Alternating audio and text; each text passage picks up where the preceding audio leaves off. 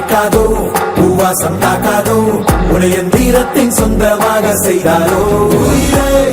உயிரே